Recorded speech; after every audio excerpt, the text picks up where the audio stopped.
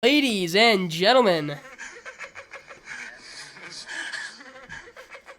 that is the sound of our my bad. That is the sound of our depression running rampant because the Flames have just lost in the second round of the playoffs. Hello, welcome back to Puck and Stuff Podcast. This is B-Dog, I am T-Dog, and we're watching the Miami Heat Game 7 against the Boston Celtics 2. The Boston Celtics are up 34-17 as we speak. Welcome back to Flames Recap, And boys. Flames Recap, yeah, that had nothing to do with the Flames Recap, but you know what, just had to explain the atmosphere that's around us. So, B-Dog, how are you feeling about the past events, the events that occurred this past week? Well, thank God we took a few days to just kind of cope with what happened. Oh, yeah.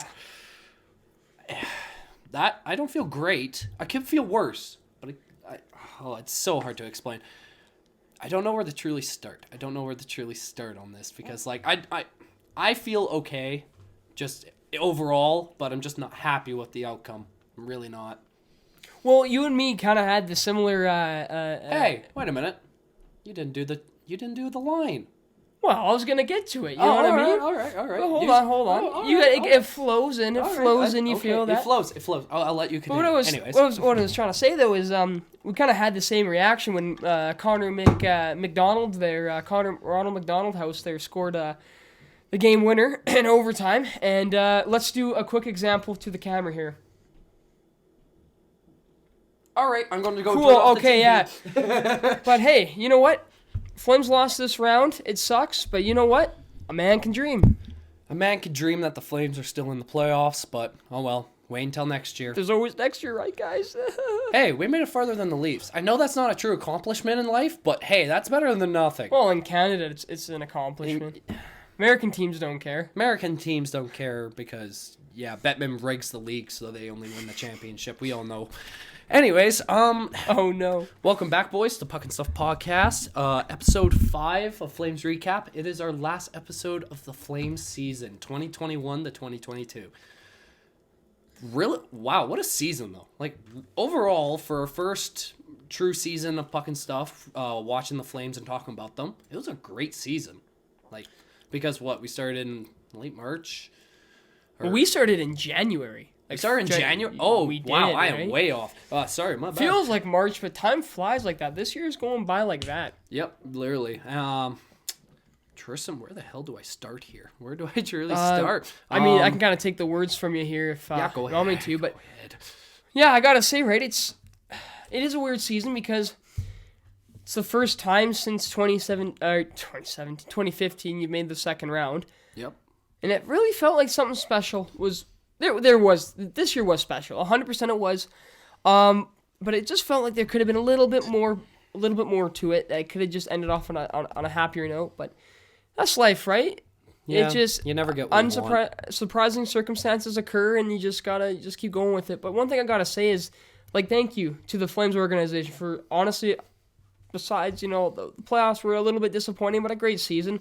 I watched a lot of games in person, and of course I watched it like wherever I was, and I love following this team, right? Even though they lost, I still have high hopes. I have high hopes that this team is going to look pretty similar to what it was this year, and I really think that, you know what, we have one more year with Sutter. I think it's possible we could come back. We'll get into more details on that, of course, but it was a great year. I guess I'll do a little bit of a quick flashback and just of memories that happened this year. So the first game we all went to was the New York game in November. Oh, and that 6-0 win was game. Absolutely awesome. Getting those like front row tickets was so much fun. And it just was, I think that was our first game, right, since COVID? Yeah, it was our first game. So that was just awesome. It was just, the barn was rocking. It was just nice to be back in the dome with fans. Even if it wasn't completely 100%, it still was as loud as 100%. That was amazing. Oh, it was great. I went to a few more games with that as well, and then of course we went to the playoffs.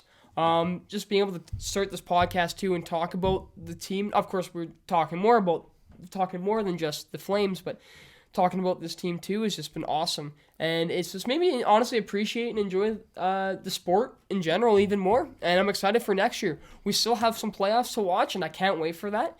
But just positive. I think there's a bright side to next season. Oh, yeah, 100%. One guy I have to give much thanks and appreciation to here for the whole Flames is Daryl Sutter. Because over the last year of this whole regular season and playoffs, this guy took us somewhere we haven't seen since really 2015. And actually, even since 2004, if you really want to count that as well. Because, he brought us to the finals once, and we thought he had the capability of bringing us back, but he really tried. And, well, I guess we'll have to see this offseason what changes he truly makes to the lineup, and hopefully he can bring us back here again, and we start talking about it and even love it more. I don't truly see it as a bad season.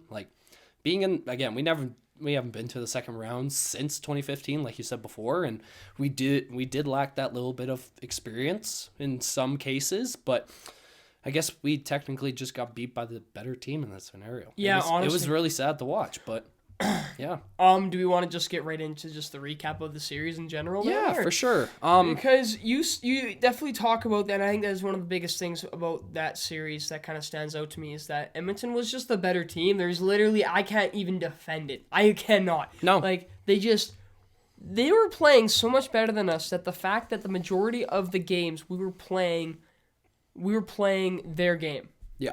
And the Flames don't do that. It was just so odd, right? And I almost wonder if that could be a little bit of nerves as well, and a bit of maybe even playoff inexperience per se, maybe not even trusting the system as much. Mm-hmm. I think there's a few factors. Of course, there was injuries that came out, and that's also a factor. But I think there's so much to kind of just dig deep into this, which is kind of nice to see, and maybe we can look into this when we talk about it and see, okay, maybe there's some mistakes that you take and you try and fix them for next season. Maybe you actually have a better result, per se. Yeah, for sure. Tristan, should we just jump into what are your reasonings for why we lost? I definitely think so. I definitely think so, yeah. Oh, yeah, okay. I thought you said I shouldn't be mumbling on a podcast because it's like they almost need to hear me or something. Yeah, that's weird. I couldn't hear you for a second. So, Tristan, I would love to see your reasonings of why the Flames kind of took that toll in the series and why we came to being eliminated at home in Game 5. I would love to hear what you think. So, Game 5 in general, we had a great start. Great start. It's a great start, and then they came back. It was a tale that we saw already. And it just felt like all over again, man. Brutal. Edmonton just seems to always have our number this series. I think with that game, it was just some bad puck luck. Yeah, but a lot of it too was you took some dumb penalties. There was a whole too many men call again. Yeah, too many men calls that happened late in the season plus the playoffs. It's just it's you shouldn't be doing it. It's the NHL. You're smart enough to know how to line change, right? So. You're getting too caught up in the play or something. Sometimes there were just two bad line changes too, where it wasn't even too many men. It was just you would force a 2-on-1 because the defenseman would be way too late getting changed. And then the other person would go up in the play, and then boom, you're left with one defenseman, right? Then it would that was pretty common. I'll just get into, honestly, just a series in general, because I think a lot of the problems were throughout the entire series, not just Game 5. It was showing around series, yeah. Pretty normal from what it was for the entire series. Bad penalties, too many men, some high sticking calls that were just gotta keep the stick down a little bit. Maybe a little too much action, right? Just, behind the numbers, whatever. But what was even worse than that was the damn giveaways. Those giveaways, and then it's I don't want to call players, but it's I saw Nikita Zadorov just give away the puck so many times. They're so blatant, and it was unnecessary. Lucic had a few that were just bad that I saw. Actually, I thought Zadorov, that was probably one of the better performances I've seen from Zadorov all series. I'm not going to lie. When he was playing Edmonton, he was still Zadorov. He did play the body well. It's just some of them are so just brutal still. I will always remember, was it Buffalo? There was a few games where I literally saw him look directly at the opposite team, and he would pass the puck to them. Oh, no, it was against the Avalanche. I remember this because I was joking. I'm he must have forgot he was on the Flames or something. It was an Avalanche player, and he literally looked at the Avs player and taped it. I was that's a great pass. To the wrong team. To the wrong guy. So it's it wins and losses. I mean, think of it positive. He's a great passer. Negatives. Wrong player, but I'll go back. You do make a valid point, I guess. I'll go back to the penalties, though. The thing, too, with the penalties is and it happened with this series, you're going to get absolutely screwed over because you play a team that had the best power play or one of the best power plays in the league this year. Yeah. Edmonton, and it proved, Edmonton's power play on some games was just outstanding, and it's just it's so hard for, Markstrom to always save the Draisaitl 1T, because McDavid just Gunston's so close and just, I don't know, maybe it's the way he just releases that puck. It's so quick and it's so sneaky, you don't even realize it, and then it's boom, tape to tape across, right? Yeah. The guys are playing like NHL 20. They're playing Eschel in real life. Like, that's how good these guys are, right? You can't, like, that's why, like, taking the penalties are so dumb. As well as when you have, like, Ryan Nugent-Hopkins, who's, like, one of the, I would say one of the best face-off players in the league, in my opinion. He wins a lot of face-offs, and of course, you win your face-offs, then you can set up your power play, then it becomes way more dangerous, right? So that's what I see. 100%.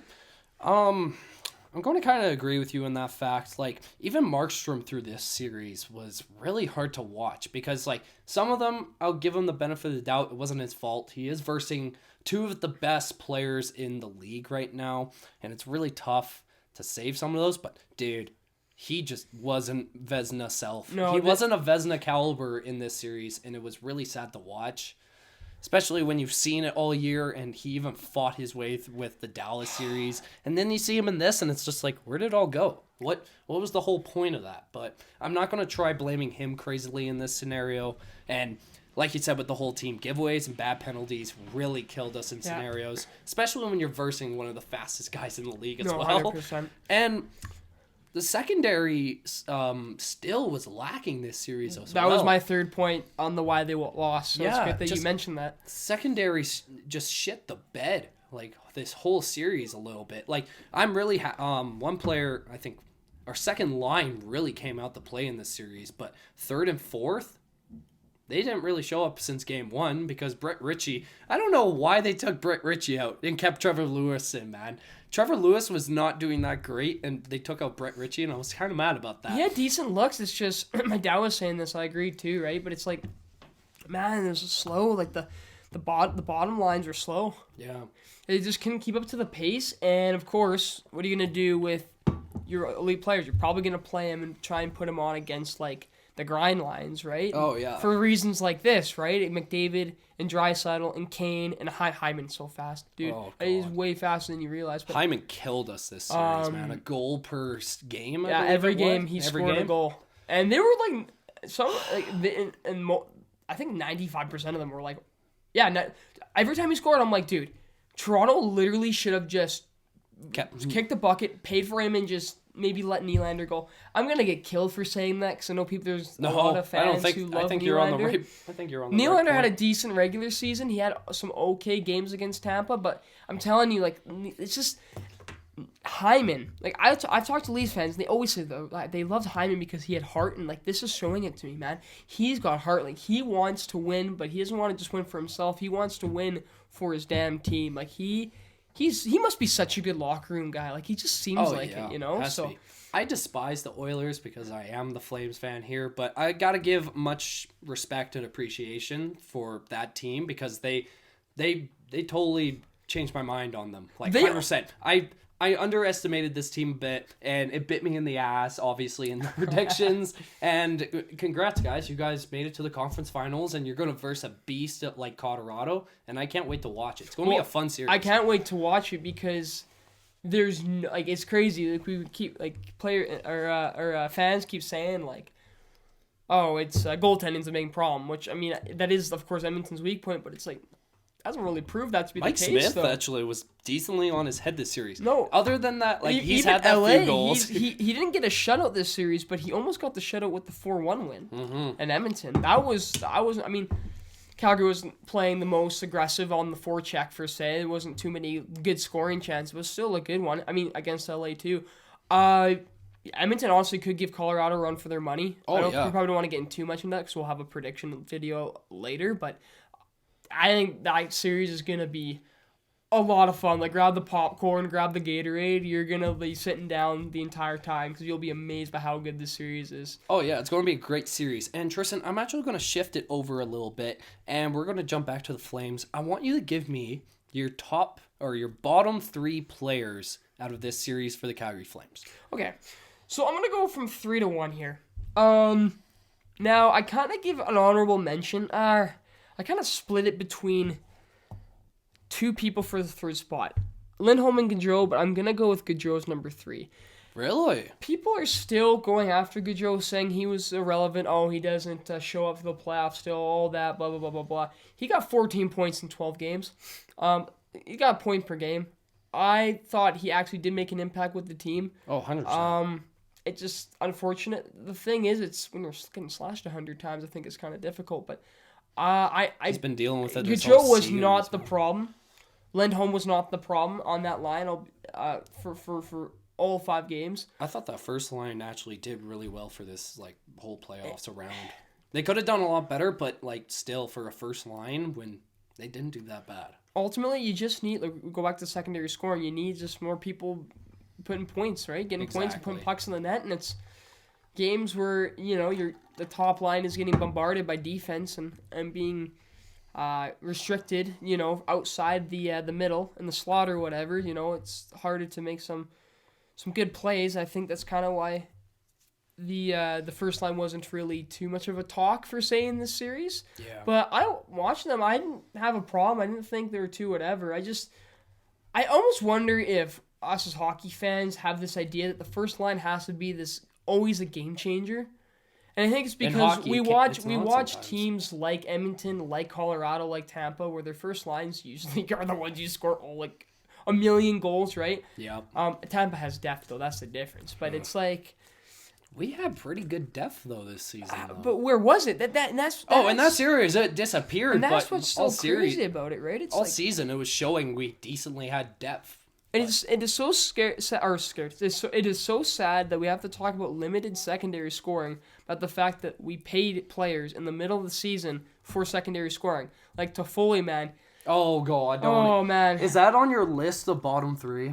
Actually, it's not. Really? But it'd probably be close up there. He was in my thoughts for a bit, but I'll get to why these other players. All right, continue. So number 2, Blake Coleman. I still don't think he's worth the money we paid him, but you're going to have to overpay him because he won 2 damn Stanley Cups.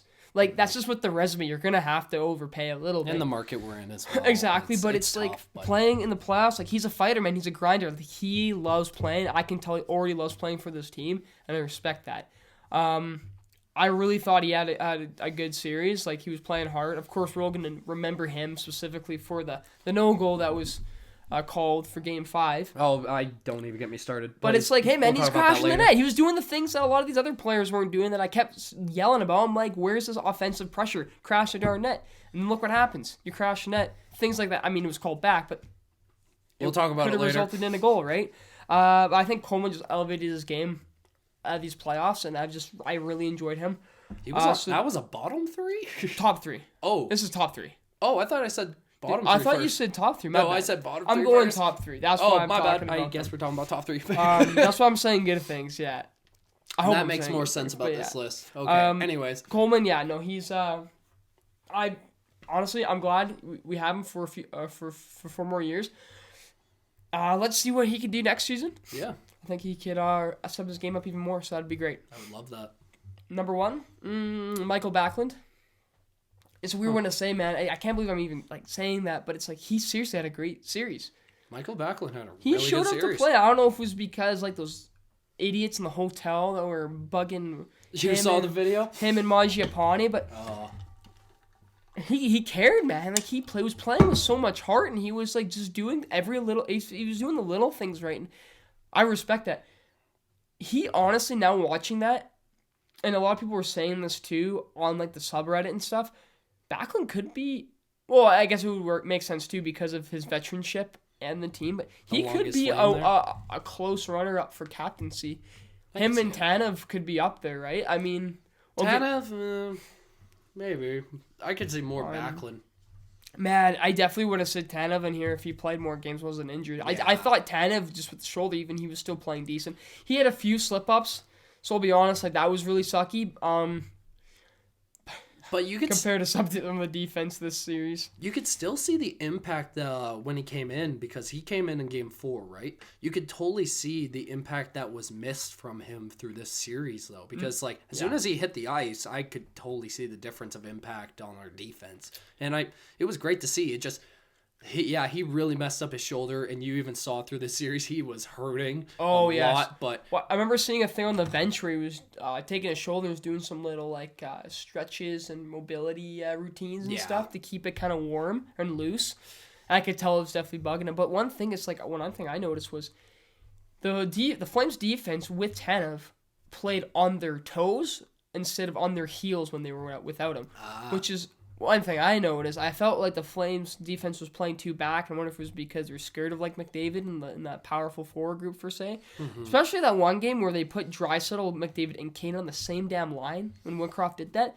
I was like, yo, this is actually not fair. This is like cheat codes, man. Like, a little freaking bit. Buddy's been it's crazy, but I think the defense was just playing. They're up in the play more, and I just think Tanev just. And it's nice to know that we were right about Tanev. Yeah. You know what I mean? Yeah. We were like, damn, Tanev's really important. defensive defensemen out there, and kind of proves their point a little bit. I gotta admit, we've been wrong about a few things on this podcast, but we've also been right about a few things. And Chris Tanev is one of those things I'm really happy we're right about. I don't think we've been honestly that bad. We have a pretty good track record so far. Okay, I'll give it the benefit of the doubt. Some series, okay, for sure, but let's be real. Like, even some of the Florida. smartest people. Like, remember when Elliot Friedman, at the start of the year, on the Hockey Night panel was like, Winnipeg's going to be the best team in Canada. He believed it, man. I mean, okay. Jesse Pollock thought the Flames would be the most boring team this year. Right? So. Like, it's just, right? We will get some things wrong. I don't know why we're defending ourselves. People make mistakes. People make mistakes. That's all I'll end that off. So, what are your top three then for the Flames there? Okay. Going to bottom three right after that. Yeah, for sure. Okay, I'm not going to lie to you. I have the exact same top three, but I just have them in a different order. Okay. 3 is Blake Coleman. You said it yourself. This guy has... There's a reason why we paid them that much for playoff experience. That was the biggest reason, and he had a great impact on the series, and he really played really well. Mangiapane, Backlund, and Coleman is a deadly line. Yeah. I loved seeing that this series, and I think that's what gave us a big push for Game 5. We'll talk about that goal a little bit later, but still, I love the impact that he had for this series. I'm really excited to see what he gives for next season as well.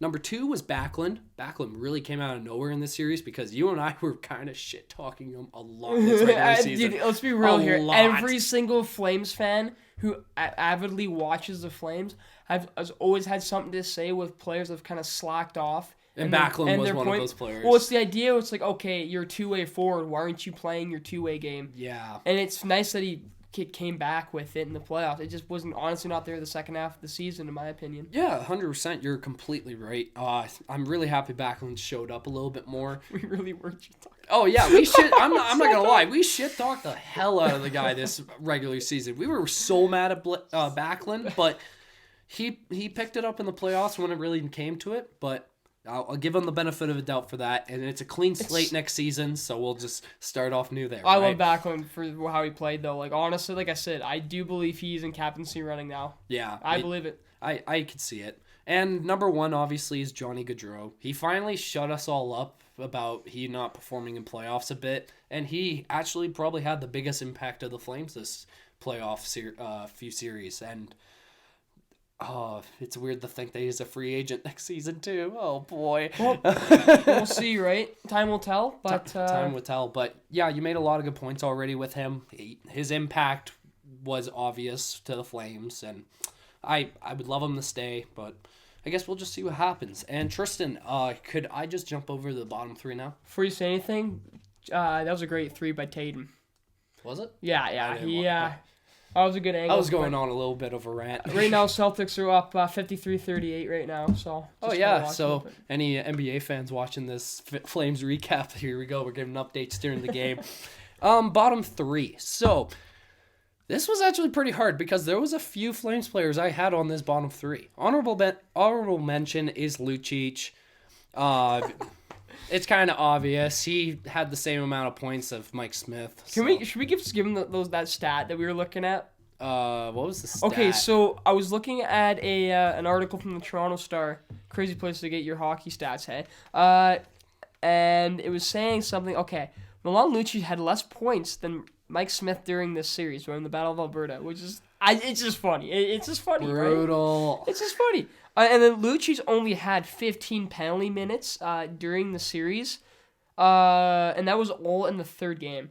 So that can kind of prove something that to back up the evidence or back up the statement that we said about how the Flames played into Edmonton's game too much, right?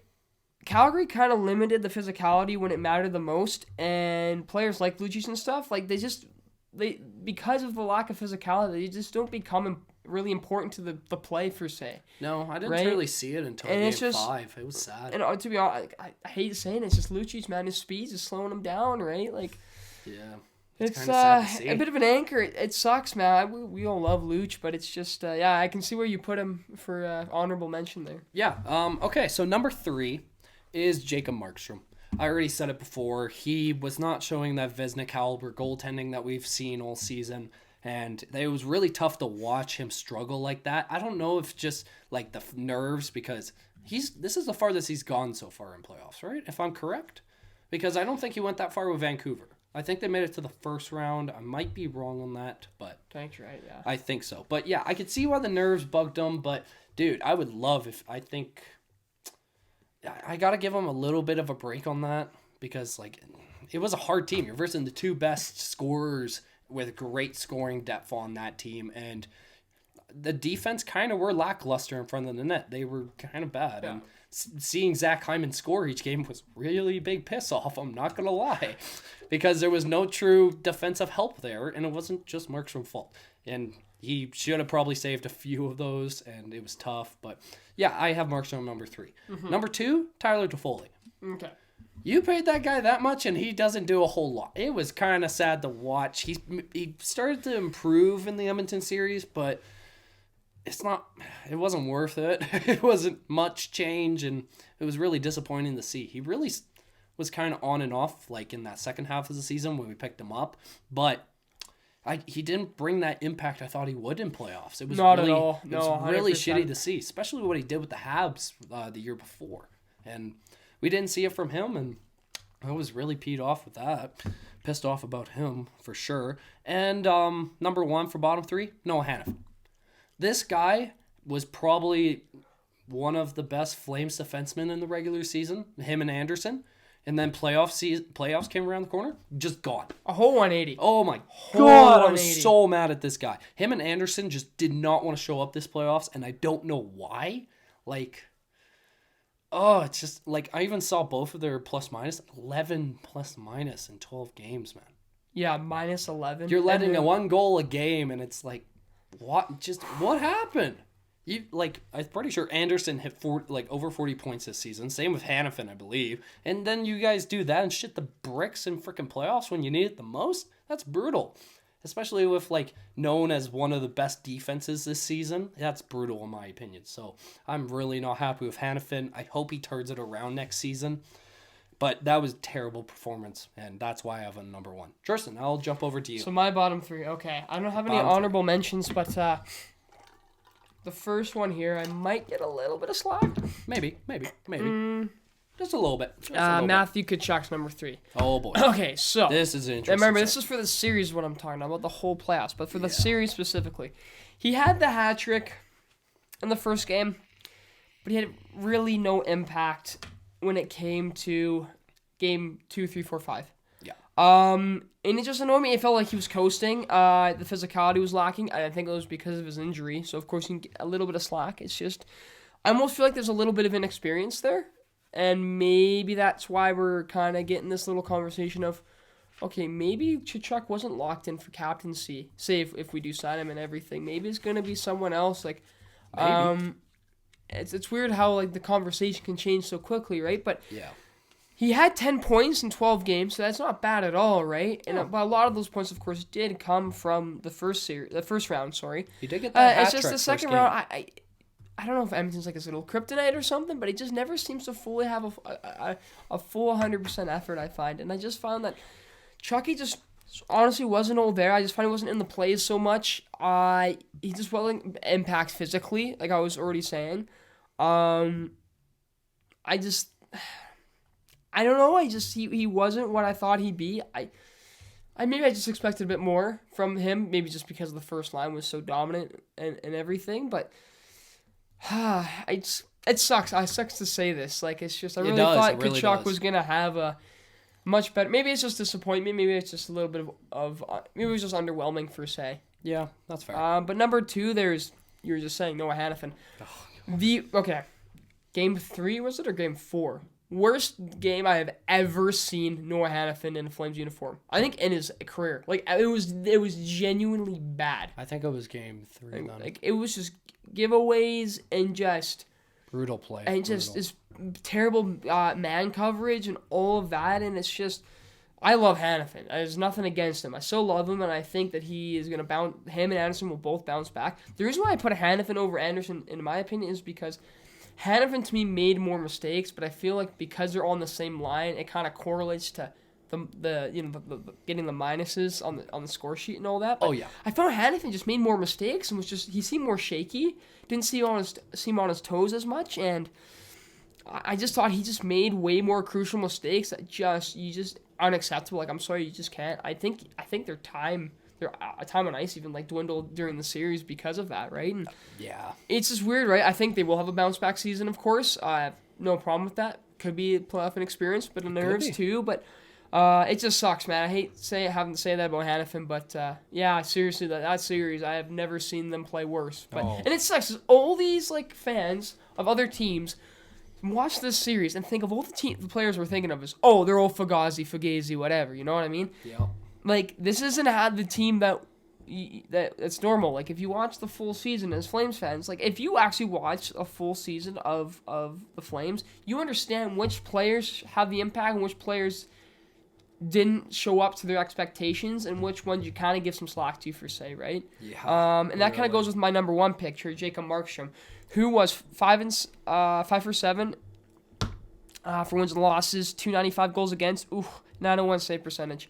There was a reason why he was a Vezina candidate, because he is Vezina caliber. He is. Maybe not playoff wise, but regular season was a very different beast. I don't know if I think the nerves just got to him. I don't know if it was nerves. It could honestly, because we're talking about the defense. It could have a lot of it could have been the defense, but some of those goals, man, they were weak, sloppy goals, and you can't like that giveaway he had when he was playing the puck. He pulled the whole Mike Smith. Mad. Like you can't be doing that, especially in games that are that crucial. Yeah, and it just sucks because Markstrom doesn't deserve to have his name slandered like that.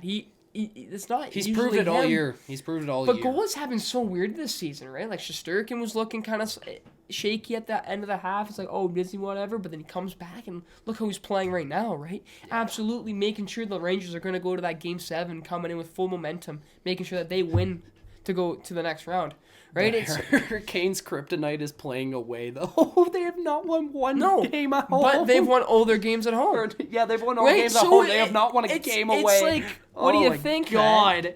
That's crazy. I saw that stat and my mind was blown. But anyways, going back to your thoughts. But it's been weird. Ottinger's a weird one too, just because it's like that was out of nowhere. He's what was he? What was he? A 4th string goalie? Start of the season? Yeah, 3rd, 4th. Aston Hudobin, Braden Holtby, Ben Bishop. Oh yeah, Ben Bishop. That's crazy, right? And then him.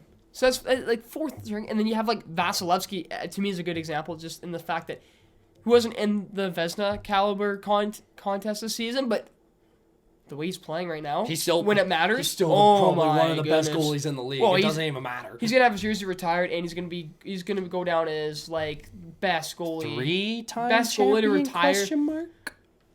Dude, he's up there with Hasek and Ron Broder. Like, of course, the different styles or whatever, but he's in the name category. He's up there for the next generation of goaltenders for he's sure. A different breed, man. He's a different beast. I would argue and say that he's actually better than Fleury, than Prime Fleury. Damn, I would actually. That is very ballsy. That is ballsy. But I if he wins the 3rd one, it would be a big consideration. For sure. Big debate. I have nothing against Fleury. I love Marc-Andre Fleury to death, but man, I just see Vasilevsky, man. Oh, it's close. There's a reason why this Tampa team might honestly three-peat, right? Like, and he is like he is reason 1B or 1C. You know what I mean? They have like they have like a bunch of like main reasons why, but you can just categorize into like option A, B, C. You know what I mean? Like That's why I kind of look at Vasilevsky in this scenario, because he was probably in the first round when they versed Toronto. He was the biggest factor of why they moved on to the second round, and I would say that confidently. And if you look at Markstrom in this Edmonton series, he should have been the biggest factor for us to move on. Just had to watch that on the screen. Oh god, I just saw that and I just god, no, but. Markstrom, we really needed Markstrom. He was the biggest factor if we win or lose this series, and it was really sad that just he couldn't handle that impact and pressure. Like the back end, especially like Markstrom, do you think if he plays really well in some of these games, do you think we win some? Or instead talking about a game 6, game 7? Like, I guess game 6 would have been. I guess it would have been fun finished by now. Yeah. But a game 7 would have been today, actually. Game 7 would have been today. Yeah. Oh, but it's only if, right? But it's I would have. It's just unfortunate. Maybe some nerves. Maybe he was overplayed. That's one thing, and people criticize about Sutter a lot. They overplayed. I can honestly maybe agree a little bit on the sense that maybe he does overplay his main goalie a little too much, but I didn't really see. I mean, he was tired enough where I'm like, okay, give him. I thought he got enough rest for playoffs. I really thought it was gonna be fine, but I guess not. Things are just different. You know what though? I guess you just come into next season with that experience and be like, you learn from your mistakes, and hopefully he learns from this. And so the bottom 3 of the Flames, I have no doubt, but I think they're gonna come back strong, and they'll probably even have stronger. I think a lot of this is dealing with adversity. I think the Flames need to lose. Because the Oilers lost a few rounds where they should have. They should have beat Chicago in 2020, and they should have beat Winnipeg in 2021. They should have, and they lost. And they all got shut out. I think they got shut out in all those. Yep. So even just the little things, even if you consider, that's just an asterisk, right? Because it's in the bubble, or it's not like a full season. Maybe the little bit of adversity, losing a little bit, understanding really what it takes to like win 16 games in a tournament is. Right? Like, so maybe you come back next year, you have more experience, maybe you kind of take that, hey, Stephen A. Smith, baby, let's go. So maybe you take some of that, maybe take it as a learning experience. Maybe you can preach it into practice, for saying. Yeah. Maybe it's a different story next season, right? But it just sucks that I love Markstrom. He doesn't deserve the slander he's getting, and I hope he proves all the haters wrong next year. I really do. I hope so too. And like now you go into you're going in the next season with that learning experience, and you also kind of realize what the next step you have to take to make it to the next round in playoffs. Because like, again, I would have thought this team makes it the third. I wanted the versus Colorado so bad. And I'm like, your biggest challenge would have been Colorado this year. But you couldn't even make it there. So you take it as a learning experience and you move on. And Tristan, you're done with your bottom 3, right? I'm done with my bottom 3, top 3. You can say whatever else you want, but I also think we gotta have to talk about the Oilers too and give them some credit. Okay, so before we do that, I just gotta ask this one question. Yeah. I've been alive on this earth for 20 years. There's 2 things I don't understand. 1, how to get bitches. 2, how the hell was that not counted? How'd that goal not be counted? How did they wave that off and have the confidence to do that? Number 1, because you're not Connor McDavid. Exactly. Number 2, because you're not Connor McDavid. Oh my god. You're on the team as Connor I was McDavid. livid. Like, I'm not gonna lie. Every Oilers fan was kind of making a decent point of saying, no matter what that outcome of goal is, we were still down 3-1 when we shouldn't have been. Yes, but still, we should have won Game 5 because of that. It should have been 6. But some people are making it sound like Flames fans were like, this. It would cost a series. I guess no! in the sense they did because it ended the series. But no, like, we were going to lose Game 6. I'm telling you this. The way we were playing, we would have probably won Game 5 if that counted, and then absolutely got schmonked in Game 6. That was my prediction. I would have been less mad. I would have been less mad if we lost in Game 6. But just because we lost Game 5 to that... It just always has to be something a little controversial, right? And it's such a big thorn in your, like, toe, right? Like, that's the shot to the foot right there. Just like, hey, you know what? Bang. That's like 2004 vibes to me. Like, I was only 2 years old when that happened. But when I saw it, I'm like, why didn't that count? Why would that not count? Why wouldn't that count either? Like, 2 controversial calls in Flames history now. when they should have counted. There's been more. I mean, even I know there's even been the more. Anaheim series, there was a few, right? Yeah, I'm there's really more than mad. that. But if you think of two controversial calls in Flames history during playoffs, it's those two now. I don't think we can completely compare just because of the discrepancy. The timeline's different, right? 04 is a long time ago. Video review wasn't as common, and The guy was falling. well, though. and they were, or sorry, well, I'm just saying, just the idea is 2004 that was Stanley Cup. yes. Like, Very there's- different, but still. I know what you mean. Okay, so You get what I mean. in the comments, was it kicking motion or not? Let me explain why I do not believe it was kicking motion. It wasn't. Okay, so he's falling. He's on one leg. Okay, so the way he's presenting his skate, that one that hits the puck, it is a hockey stop motion, right? How do He's you kinda hockey stop, sliding it, guys? right? So now I can kind of see where the people are getting from, where it's like, oh, he probably was trying to skate, like kind of hockey stop into it to direct it in. Now, I don't think at that speed you even have the time to think about it. No. As well as we're talking about distinct. If we're having complete a talk about this, and everyone is giving a different reason. Everyone I talk to has a different reasoning as to why it was. People who say that it was a no goal all give me different reasons as to why it was a kicking motion. To me, that proves it's not distinctive. So if it's not distinctive, then why was it called? So how I see it is you need to change the wording in your rule book, because that wasn't distinctive in my opinion. And this is not coming from a Flames fan. This is coming from a hockey fan, because we see some of those other kicking motions that have happened. The one, I think the Chandler Stevenson one, it was. That counted. So if that counts, why doesn't this one, right? I know it's like a different game and stuff, but it's just, I don't think there was enough evidence that to be distinctive. And here's the thing too is, they don't show the controversial calls at the Dome. I was talking to a coworker who went to the game. I was asking about, I'm like, okay, is it true that they didn't actually show the replay? And she was like, yeah. And then eventually the game kept going, and then they actually showed it later. I think like the next play or something, people were livid, like they were booing. Yeah. So it's like, That's why I was curious Right? why it was so quiet when that happened. so then you don't play it too. Of course, you're trying to avoid like harassment and all the whatever, but it's like you feel kind of guilty. I feel like robbed. it just wasn't distinctive enough. As a I don't think so. Sometimes I can be a biased Flames fan, and I admit it, I am. But in this situation, looking at it as a hockey player that has played the game for a few years, and how does that not count? Like, even if Oilers had that situation, I would even be like, okay, that's a clean goal, but, like, how do you not count it? Like, I don't get that. It was unbelievable when they confidently said no goal, and I was like, wow, Batman's at it again. Even the commentators were. Did it?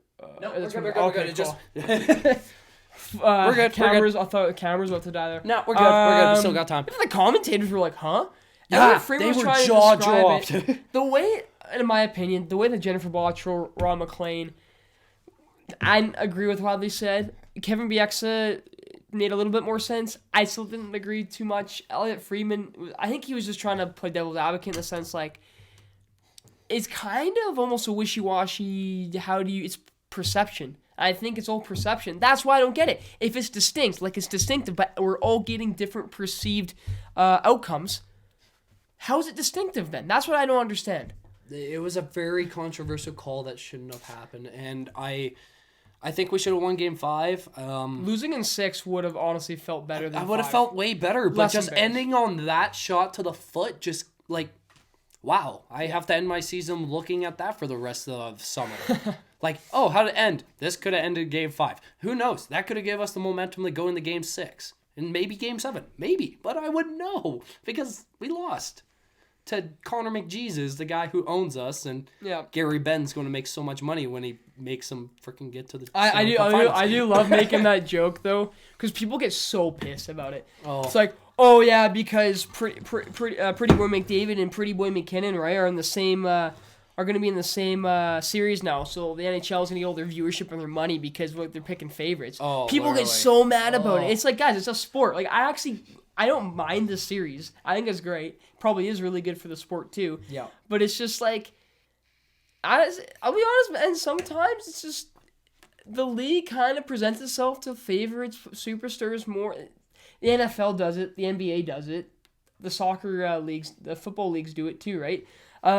They tend to favor their all-stars a little bit, and sometimes it looks a little biased, and as fans, it's like, well, come on, what about us? Like, we want a fair chance, and that's how it kind of presents itself as. So it just happens to be that it just had to be, like, that team. You know what I mean? And it really had that to be circumstance, that team. it's just a circumstance, and it just sucks. But ultimately, what can you do? We knew we were going to lose a series anyways. I just wish it wouldn't have been that, you know? Literally. It leaves that very sour taste in our mouth. Well, speaking of sour taste in our mouths, we're going to actually quickly move over from talking about that no-goal move, and we're going to talk about the top 3 players from the Edmonton Oilers that we thought were the best in the series. Tristan, I'll let you start her off. Yeah, so before I even go to the top 3, let me just say that this Oilers team well-deserved. You are proving me wrong. Your goaltending's proving me wrong. all around, you're proving me wrong. But seriously, it's awesome, and like your dad's loving it. Yeah. So yeah, my dad's. That's funny how that works. Hey, I'm a Flames fan. Mom's a Canucks fan. Dad's an Oilers fan. But yeah, it's man. My sisters become Leafs fans. Edmonton. I mean, they just approve. They get Woodcroft, or they don't get Woodcroft. They promote him. They promote Woodcroft, and it's just been different. They were out of a playoff spot in January. Now look where they are. Right? Yeah. They buy into a system, and it's working, and it's great to see. McDavid deserves this. Draisaitl deserves this. Hopkins deserves. RNH probably is most deserving, in my opinion. That dude has been loyal to this team since they were in the Yakupov days. The Yakupov days, man. Yakupov days, right? Dude. Like this is. Jeez. It's been like, if anyone deserves a cup throughout this year, like with the remaining teams, I think Hopkins deserves it. I really do, man. That is a ballsy thing to say. I think he deserves it, man. He's a loyal person. Loyal people deserve some rewards, man. Like, that's just, there's not many, especially with a market like Edmonton, because it's a Canadian fan base. It ain't no Florida, because you don't got palm trees, and the tax is a little bit higher, so you're making a little bit less because of that. Some people just don't want to go to Edmonton for that. Anyways, no, that's why it's good. Top 3. Okay. Number 3, I kind of had switched between these two, Evander Kane and Zach Hyman. Love them both. I love them both in this series. Kane is just an absolute dude. He's gonna get his paycheck. Edmonton better move the mountains for him, man, to get him signed. And I think it is possible. We'll probably get into that later in the postseason, but I think it's possible. I'm gonna go with Hyman as number 3 for the series, though. Why? Wow, Zach Hyman is proving that he deserves his money. He deserves pretty much every penny, man. Pretty much. He's doing this without the help of McDavid and Draisaitl for, say, on his line sometimes. I think it's him, Yamamoto, and Hopkins is mainly the line that he's on. But he was a Flames killer, man. He was like extinguishing us. A goal every game in the series. He was just hard on the puck, crashing the net. He was just getting pucks deep, boys. You know what I mean? Oh yeah. All that stuff. But it's just, man, Hyman just playing with so much heart. Like, he is a hockey player. He is such a hockey player, and that was well deserved. I actually think like he could be in somewhat of a consideration for the Conn Smythe. He won't get it, but in a certain sense, I think he actually could be up there in the ballots voting, in my opinion. Really? But of course, with these other players I'm going to talk about, they do kind of take the cake. Number 2, Leon Draisaitl, 17. Oh, he's getting up for this one. 17 points in the series. 17 points in 5 games. He had to go right up to the camera for that one because it was that bad. 17 points in 5 games. This guy's literally playing beer league hockey. He's getting paid $10 million for it, man. He's literally playing pond hockey. He's playing pond hockey. And getting paid millions of dollars for it. It is amazing. And he's injured.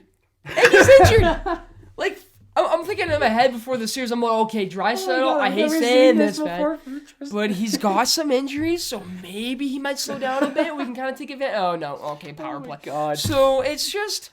Flames killer as well. Man, Draisaitl is... What a German man. He's probably the greatest German ever to play hockey, man. I think he's probably the greatest German hockey player ever, man. Ja, das ist spannend, ja. Wunderbar. Wunderbar. Draisaitl ist sehr gut. Estes. Ice hockey. Ice hockey. All right, Tristan, who you got after Draisaitl?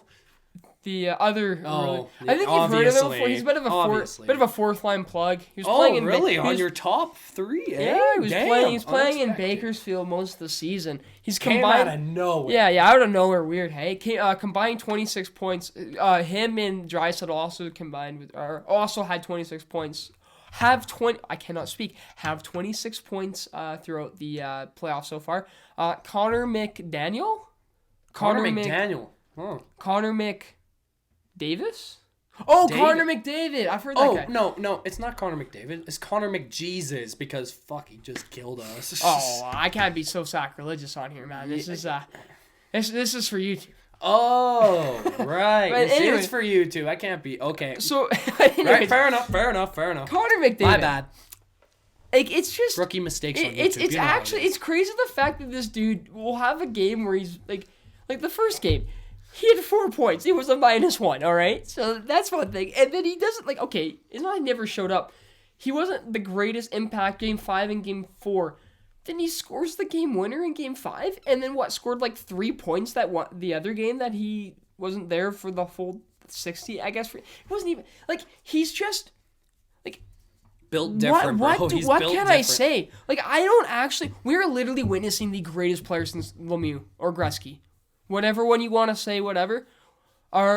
Crosby is up there, of course. I would say Crosby. In my opinion, I would say since Crosby. This is why I think McDavid will be better than Crosby when it all ends is just cups are a different thing, I know, but it's because I think when McDavid's speed goes out, McDavid is still gonna have the hockey smarts that Crosby does, and it's going to just kind of elevate him just a little bit on the top. Nothing against Crosby. I love Crosby. Crosby, because he is still in the league, is still the best player in the league in my opinion. All right, okay, I'll take that. I'll take that take. Because he's got the cups. Yeah, he's older and whatever. He was still gonna hit 100 points if he wasn't injured this season. Yeah, what did he miss? Almost half the season, and he still put up 84 points this season. Yeah, it was nuts. Crosby's still the best. It's not McDavid yet.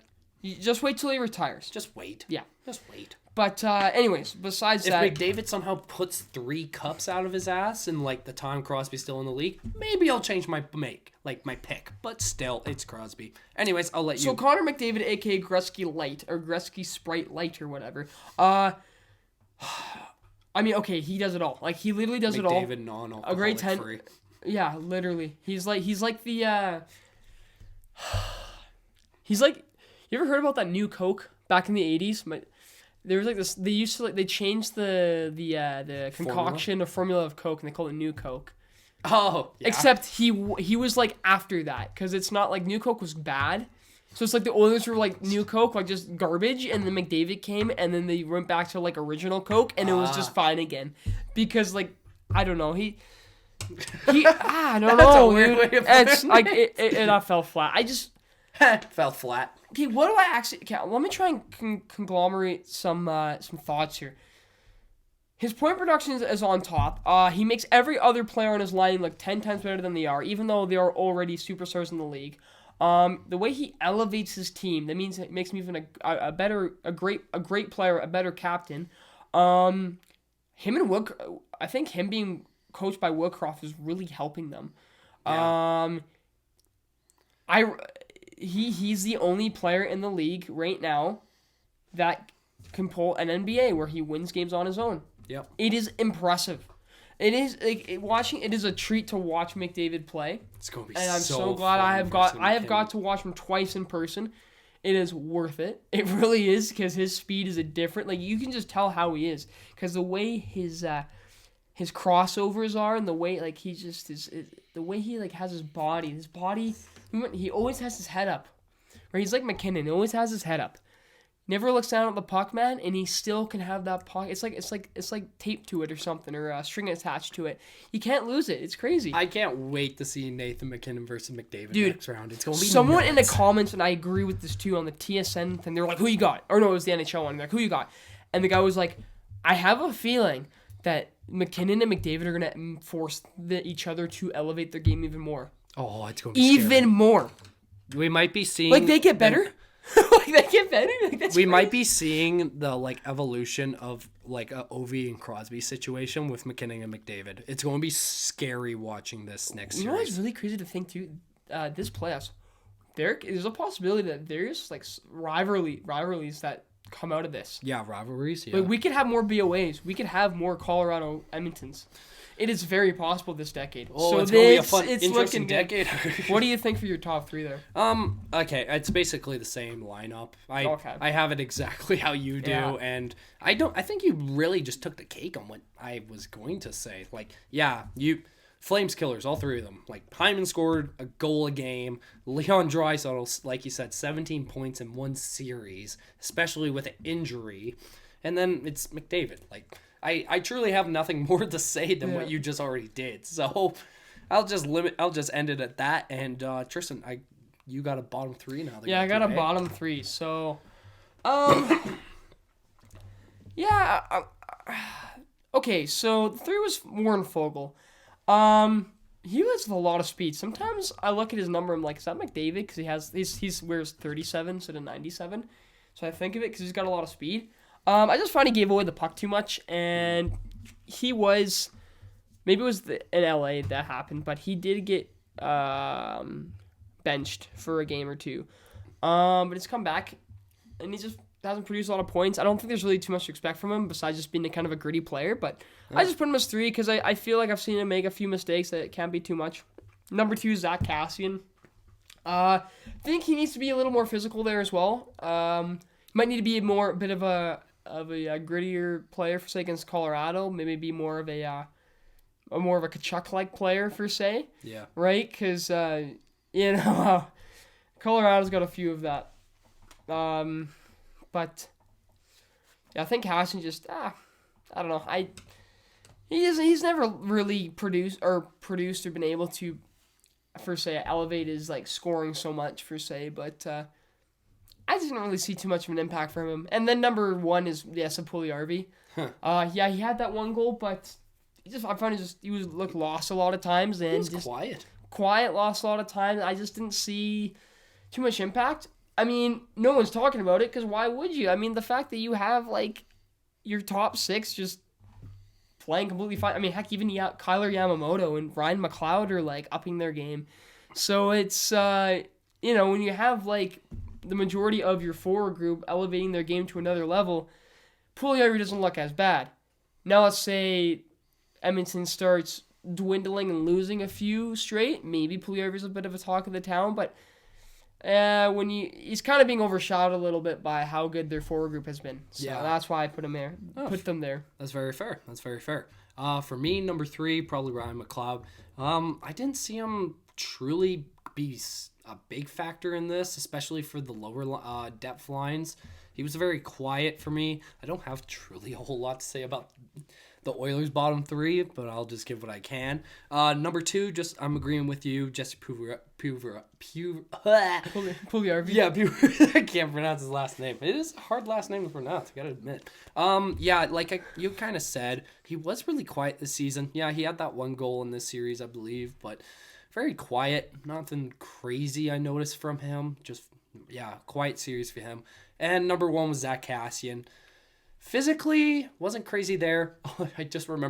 All I remember from Zach Kassian is when Zadorov moved out of the way and that clash. Oh, yeah. That looked like it hurt. Him and Josh Archibald, that looked like it hurt. But slick move by Zadorov there. I got to give him that. But Zach Kassian is that fourth line grinder, kind of like Lucic in the sense that he's quiet and doesn't do a whole lot. And for this series, he was the most. I would have thought he would have been a lot louder in the fights, but he kind of got dropped after game 1 by Luch, and he didn't do much since then.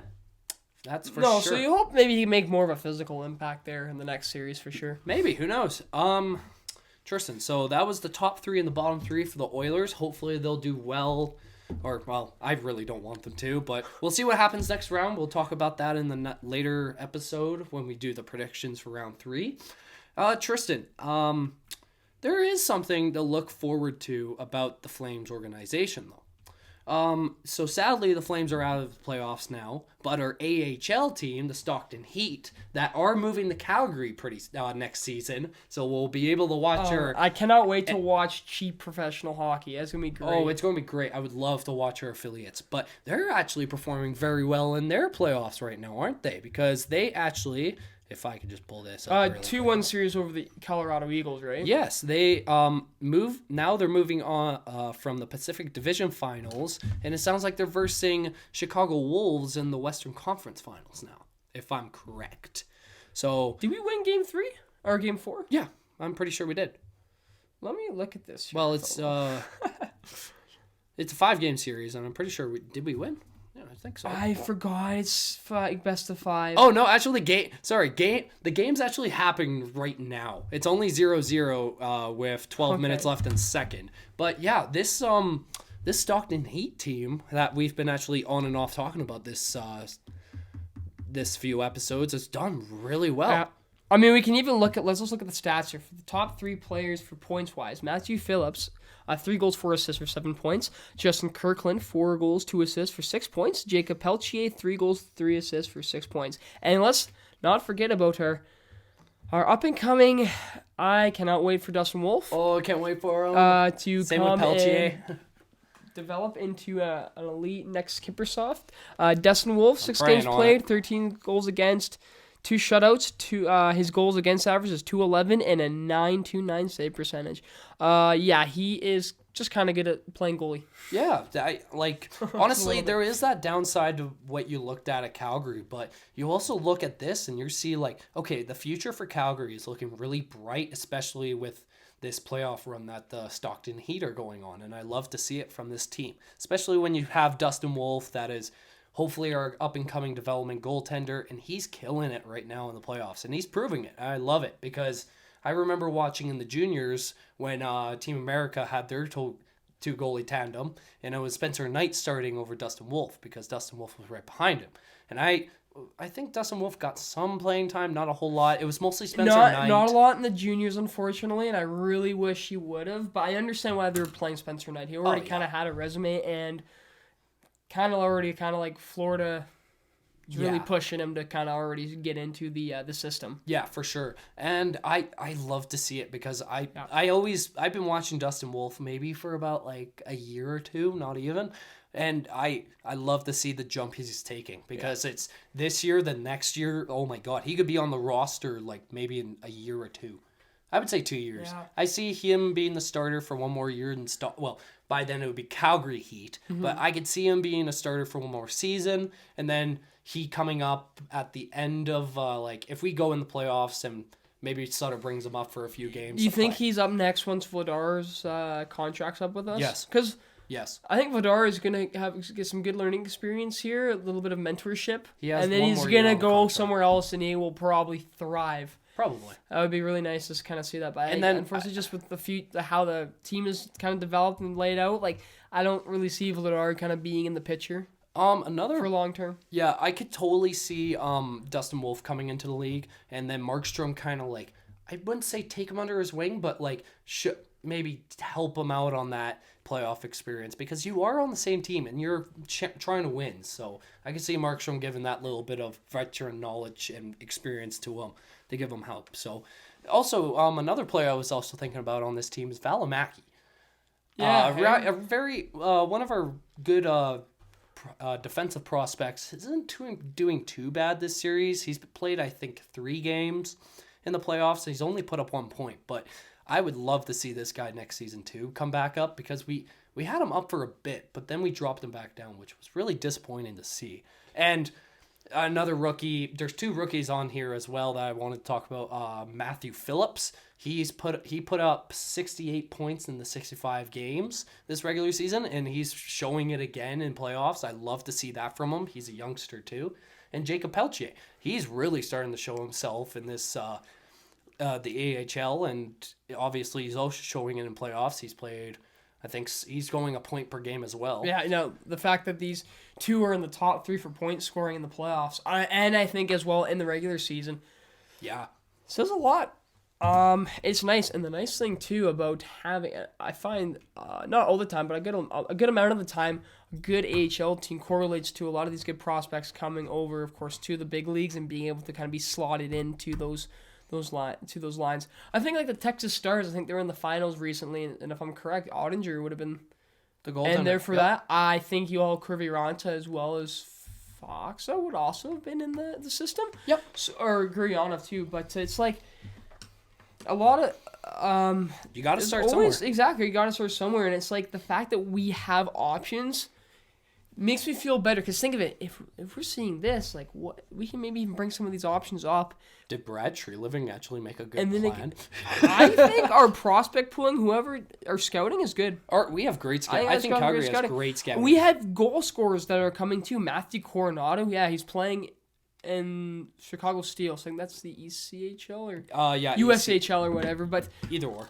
well, he's still very, very young. But that and Connor Zari is a very he's like Dylan Holloway kind of like exciting. Yeah. So it's like, man, we got some options coming soon. So it's nice. You think about it. You talk about cap problems. You can probably bring up Ruzicka, and he could be. I think he's kind of proven himself that he could probably play the majority of the season on the fourth line. Yeah, and that even goes for, like, if we don't want to sign Vladar, you could even bring up Valimaki for that year, because that's probably a really good chance to see what he can do Like for the Ruzicka league. could even like go up from 12th forward to 11th forward, meaning if we ever go 11-7 instead of 12-6, he's always going to be in the spot. Exactly. So it's like We got tons of options. I love to see it. that is a positive. We have to remember that. So even we got some cap problems right now. Is what it looks like.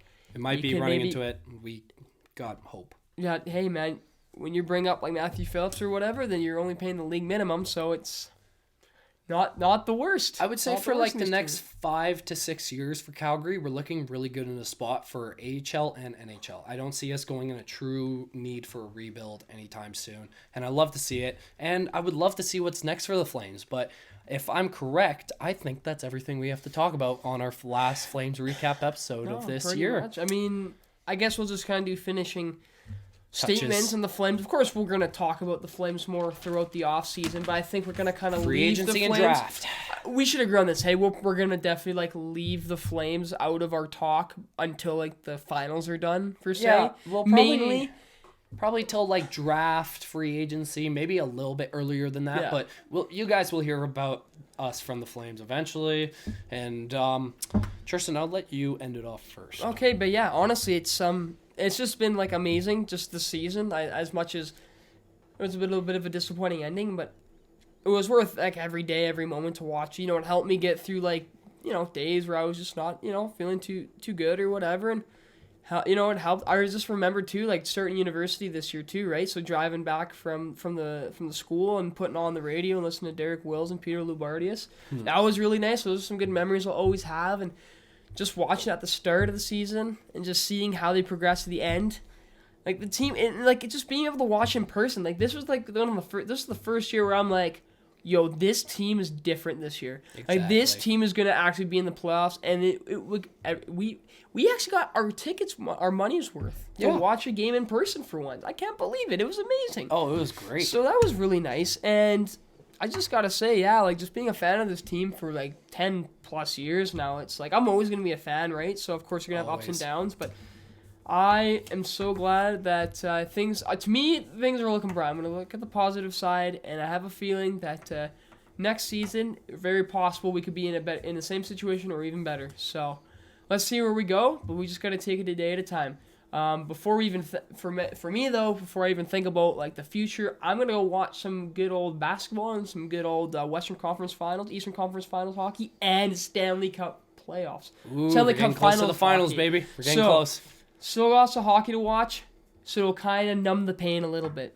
With that being said, Brendan, what do you have to say about this team? Oh my God. This whole, like, I think once we started this podcast, the Flames truly started taking a turnaround in the season, and we thought we were a little bit of their good luck charm. So we kind of took that from the beginning once we started doing this, and it was one hell of a ride for a first season on Puck and Stuff Podcast for sure. We started with the 10-game winning streak, did we not? No, just before that. Just before, yeah. Because we were on the losing, and then we started and they started winning again. That's just something else. Oh, man. it's something Great else. timing. And honestly, I'm not going to lie, watching this team in playoffs, we went to the Red Lot a few times, and I got some decently core memories. Like that Game 7, I was in the Red Lot. It was nuts. I got a decently core memory for that. And I love how this team can just totally mess with your heart. I love it, but I hate it. But and that's I've never felt a feeling like that before in my life, and I'm really happy this team gave me that. And I would also love to thank you guys as well, right behind the camera. Thank you. You guys very are much. a big factor of why we do this, and we talk about this team. We love it just as much as you do, and we love how you guys talk, maybe stay in conversations with us, and give your opinions. We love to hear it. If you did enjoy this episode, we would love if you could leave a like, maybe a comment on what you thought, or we could talk about maybe this off season, about Flames or anything like that. And also subscribe. We would love the support, and we just love you guys so much for everything you do.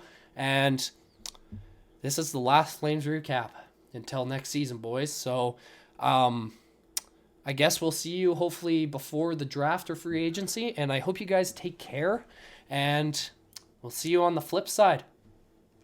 Peace. Peace.